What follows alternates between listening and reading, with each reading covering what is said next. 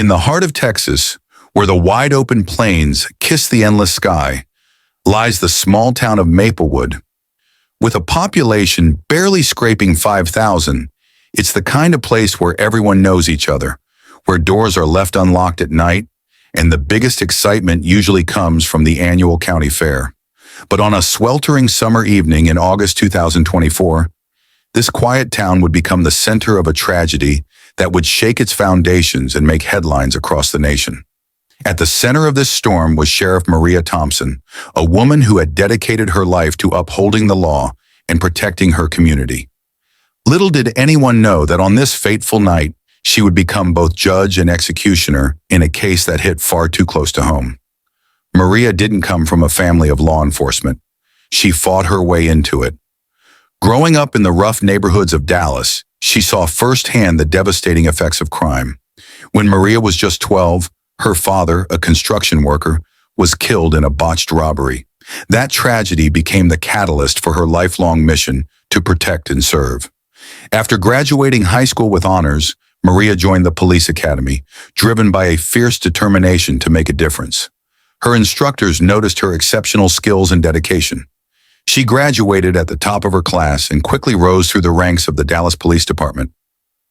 But city life wasn't where Maria saw her future.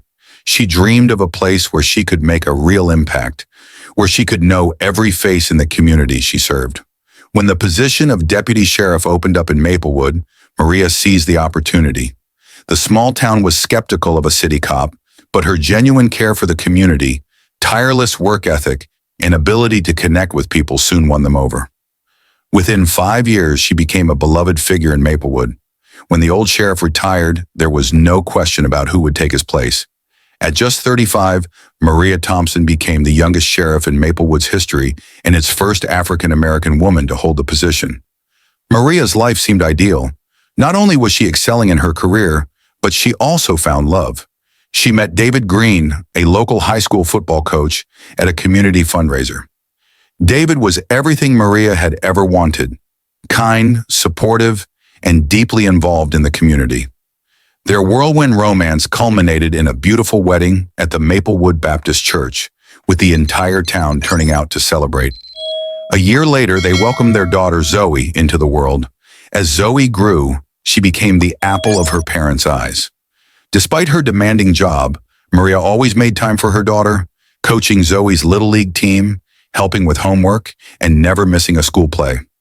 David was a devoted father too, often seen playing catch with Zoe in the yard or taking her out for ice cream after school. To the outside world, the Thompsons were the epitome of the perfect family. Maria was the tough but fair sheriff keeping the town safe. David was the charismatic coach leading the football team to victory, and Zoe was their bright, bubbly daughter who seemed to inherit the best qualities of both parents. But as we often learn in life, appearances can be deceiving, and sometimes the brightest lights cast the darkest shadows. As Zoe approached her 10th birthday, subtle changes began to occur in the Thompson household. To the casual observer, everything seemed normal, but those closest to the family started to notice unsettling shifts. Maria, known for her warm smile and easy laugh, became more withdrawn. She started spending longer hours at the station, often missing family dinners. When she was home, she seemed distracted, her mind elsewhere. Friends and colleagues attributed it to the stress of her job, but there was an underlying tension that couldn't be explained away. David, on the other hand, became overly attentive to Zoe. He insisted on driving her to and from school and seemed to hover around her constantly. While some saw this as a father stepping up while his wife was busy, others found it unsettling. Zoe herself began to change. The once outgoing girl became quieter and more reserved. Her teachers noticed a drop in her grades, and she was reluctant to participate in class discussions. When asked if everything was okay at home, Zoe would plaster on a smile and insist that everything was fine, but her eyes told a different story. Sarah Johnson, Maria's deputy and closest friend, was among the first to sense something was amiss. She noticed how Maria would tense up at the mention of David's name and how she would change the subject whenever anyone asked about her home life. But every time Sarah tried to broach the subject, Maria would shut down, insisting that everything was fine. As months passed, The cracks in the Thompson family's perfect image began to widen. Neighbors reported hearing loud arguments coming from the house late at night. Maria was seen sleeping in her patrol car on several occasions, and David, once a fixture at community events, started to withdraw from public life. The town of Maplewood, always quick to gossip but slow to interfere, began to whisper about what was happening to their beloved sheriff and her family. Was it just the normal stress of balancing a high-pressure job with family life? Or was there something more sinister lurking beneath the surface? Little did they know, the true nature of the Thompson family's troubles was far more horrifying than anyone could have imagined. August 15th, 2024, started like any other summer day in Maplewood. The sun rose early, promising another scorching Texas day. Maria left for work before dawn, as was her habit. David prepared for another day of summer football practice, and young Zoe, on summer break, looked forward to a day of cartoons and playing with friends. But fate had other plans for the Thompson family that day. Around noon, Maria received a call from Zoe's best friend's mother. Zoe was supposed to come over for a play date, but hadn't shown up.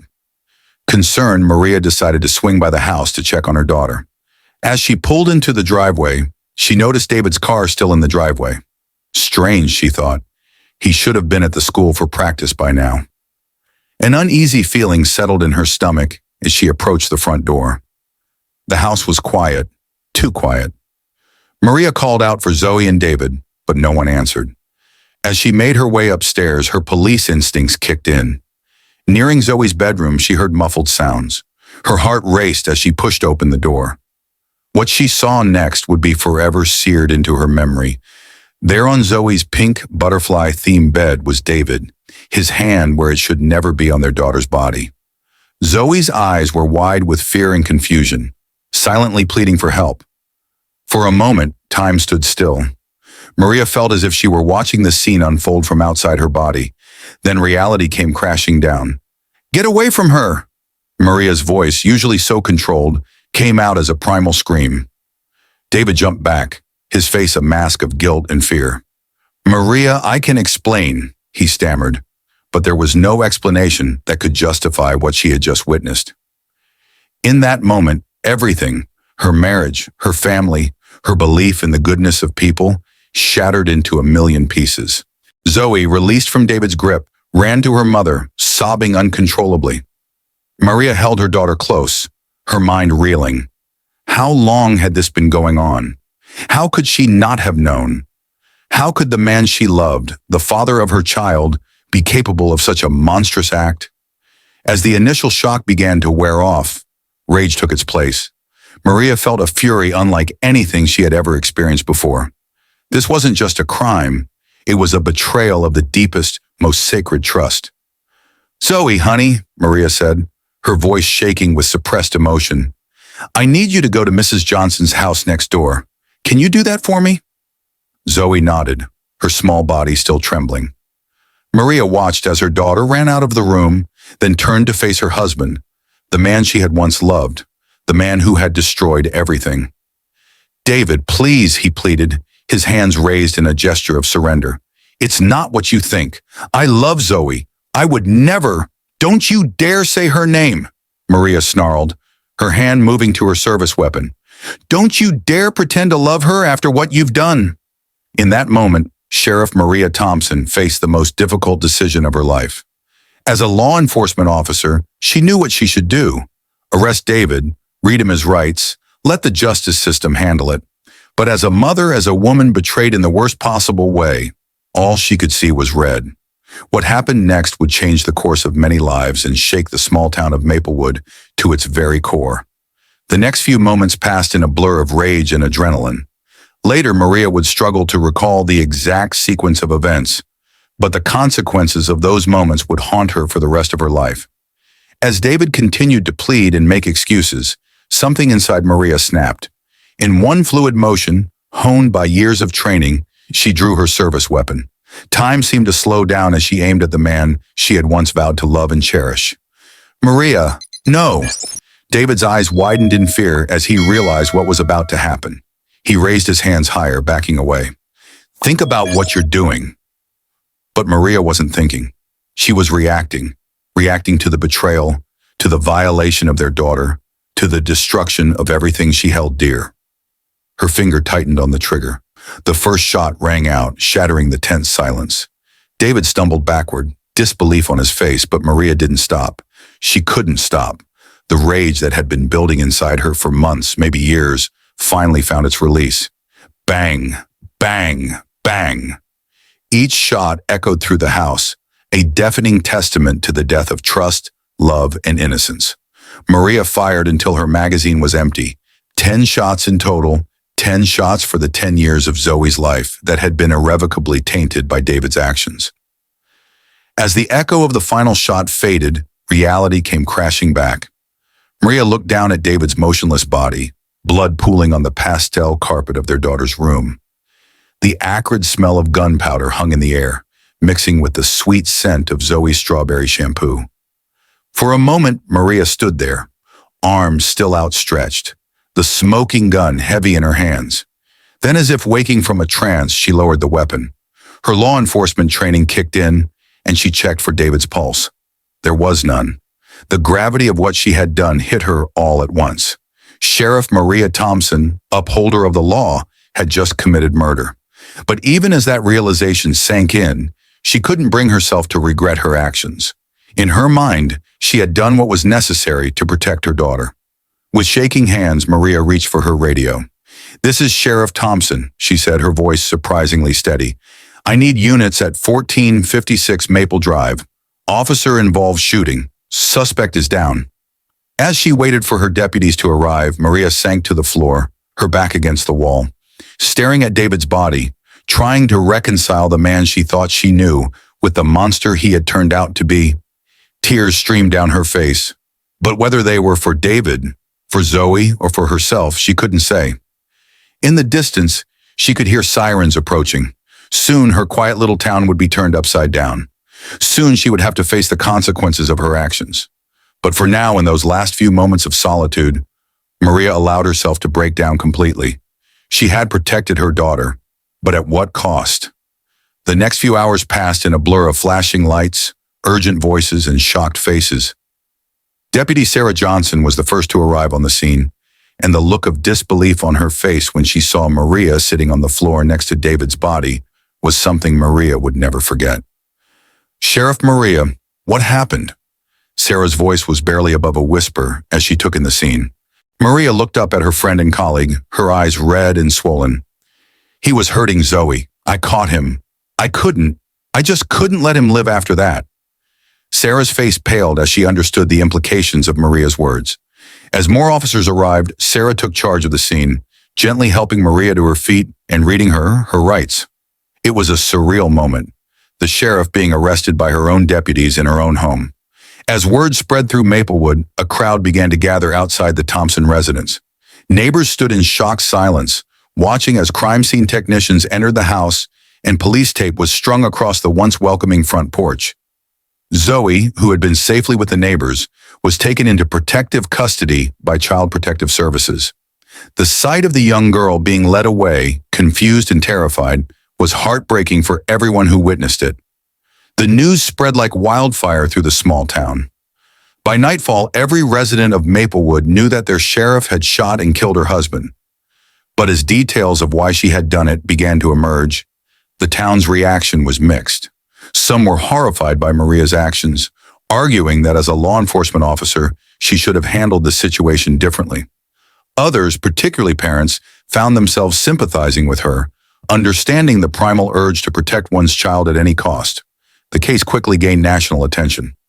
News vans from major networks descended on Maplewood, turning the quiet town into a media circus.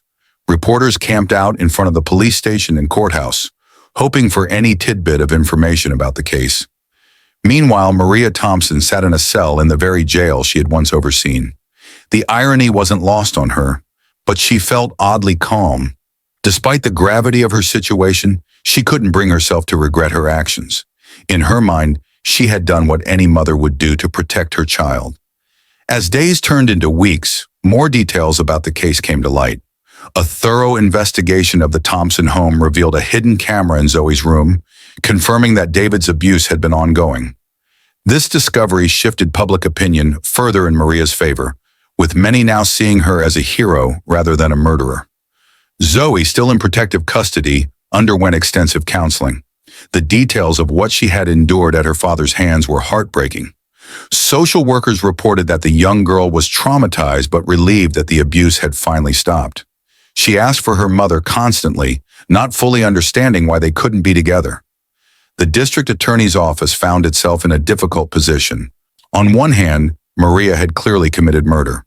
On the other, the circumstances were so extraordinary that many felt a harsh punishment would be unjust. After much deliberation, they decided to charge Maria with second-degree murder, a charge that carried a potential sentence of 15 years to life in prison. As the case moved toward trial, Maplewood remained divided. Signs supporting Maria began to appear in front yards and shop windows. A legal defense fund was set up, with donations pouring in from all over the country. But there were also those who felt that Maria had taken the law into her own hands and needed to face the consequences. Through it all, Maria remained stoic. Her only concern was for Zoe. She cooperated fully with the investigation, never denying what she had done. In her first court appearance, she pleaded not guilty, setting the stage for what promised to be one of the most high-profile and controversial trials in Texas history. As summer turned to fall, Maplewood tried to return to some semblance of normalcy, but the shadow of what had happened in the Thompson home hung over the town like a dark cloud. The trial of Maria Thompson began on a crisp October morning, exactly 3 months after the shooting. The small Maplewood courthouse had never seen anything like it. National news networks set up camp outside, their satellite trucks lining the streets. Spectators began queuing up at dawn, hoping to secure one of the limited seats in the courtroom. Inside, the atmosphere was tense. Maria sat at the defense table, looking pale but composed in a simple navy blue suit. Her attorney, renowned defense lawyer Gabriel Owens, sat beside her, exuding confidence. As the trial began, the prosecution painted Maria as a vigilante who had taken the law into her own hands. They argued that as a law enforcement officer, she should have known better than to resort to deadly force without an immediate threat to life. "Ladies and gentlemen of the jury," the prosecutor began, "this case is about the abuse of power. Sheriff Thompson had a duty to uphold the law, not to act as judge, jury, and executioner. No matter how heinous David Green's actions were, he deserved his day in court. Instead, he received a death sentence from the very person sworn to protect and serve." The defense, on the other hand, portrayed Maria as a mother pushed to the brink by unimaginable circumstances. They didn't deny that she had killed David, but argued that her actions were justified given the situation. Imagine walking in on your spouse, the person you trusted most in the world, sexually abusing your child, Gabriel Owens said in her opening statement. At that moment, Maria Thompson wasn't thinking like a sheriff. She was thinking like a mother, with every instinct screaming at her to protect her child. Her actions, while extreme, were the result of temporary insanity brought on by the trauma of what she witnessed. Over the next 2 weeks, a parade of witnesses took the stand. Fellow officers testified to Maria's exemplary record in dedication to her job. Child psychologists spoke about the devastating effects of sexual abuse on young children. Forensic experts reconstructed the scene, confirming that David had been shot 10 times at close range. But the most powerful testimony came from Zoe herself. Now 11 years old, she bravely took the stand via closed-circuit television to protect her from the courtroom environment. In a quiet voice, she recounted the abuse she had suffered at her father's hands and how her mother had saved her. "I was so scared," Zoe said, her voice barely above a whisper. "But then Mommy came in, and I knew everything would be okay. She always said she'd protect me no matter what. And she did." There wasn't a dry eye in the courtroom as Zoe finished her testimony. Even some members of the jury were seen wiping away tears. As the trial progressed, it became clear that public opinion was firmly on Maria's side. Outside the courthouse, supporters held vigils and rallies. Justice for Maria trended nationally on social media. Finally, after 2 grueling weeks of testimony, it was time for closing arguments. The prosecutor made a final plea for the jury to set aside their emotions and look at the facts. "I know it's difficult not to sympathize with Maria Thompson," he said, "but the law is clear. She committed murder. Plain and simple. To acquit her would be to say that anyone can take the law into their own hands if they feel justified. That's not justice. That's anarchy." Gabrielle Owens, in her closing argument, appealed directly to the jury's sense of humanity. "Maria Thompson is not a criminal," she declared passionately. "She's a mother who did what any of us would have done in her situation. She protected her child from a monster. Yes, she broke the law, but sometimes there are higher laws than those written in our books. Sometimes we must answer to the law of the heart, the law that says we must protect our children at all costs." As the jury filed out to begin deliberations, the tension in Maplewood was palpable. Everyone knew that the verdict would have far-reaching implications, not just for Maria and Zoe, but for the entire community. Hours turned into days as the jury deliberated. Speculation ran rampant about what was taking so long. Were they divided? Were they struggling with the legal implications of their decision? Finally, after 4 days of deliberation, the jury reached a verdict. As the courtroom filled for the final time, you could have heard a pin drop. Maria stood, her hands clasped tightly in front of her, preparing to hear her fate. The jury foreman stood, holding a small piece of paper that would determine the course of Maria Thompson's life.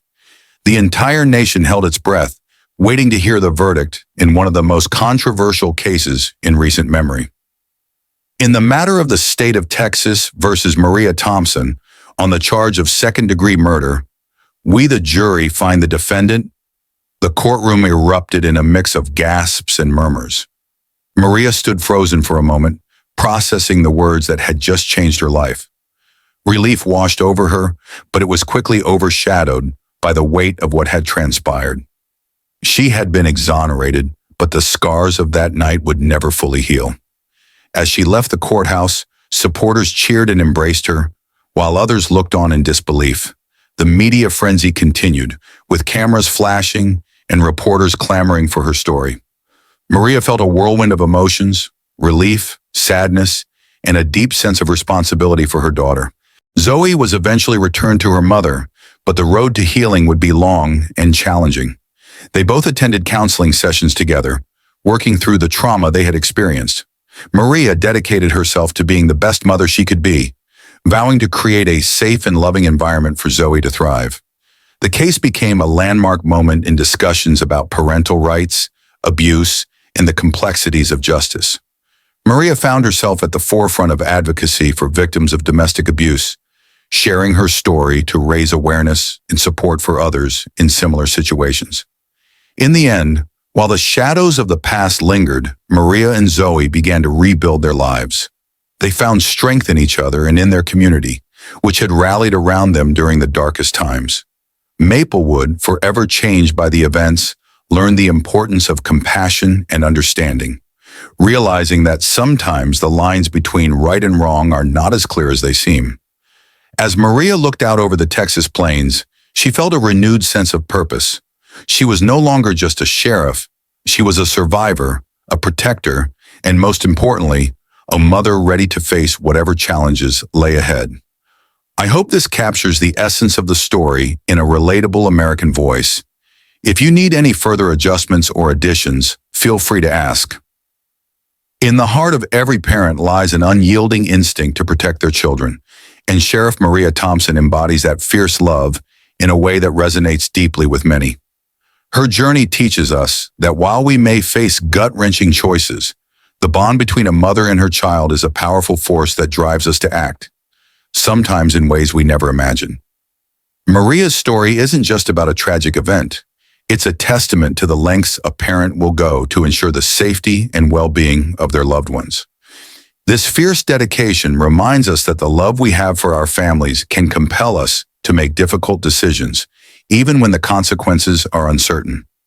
Moreover, her experience underscores the importance of forgiveness, not just for the sake of others, but as a vital part of our own healing process.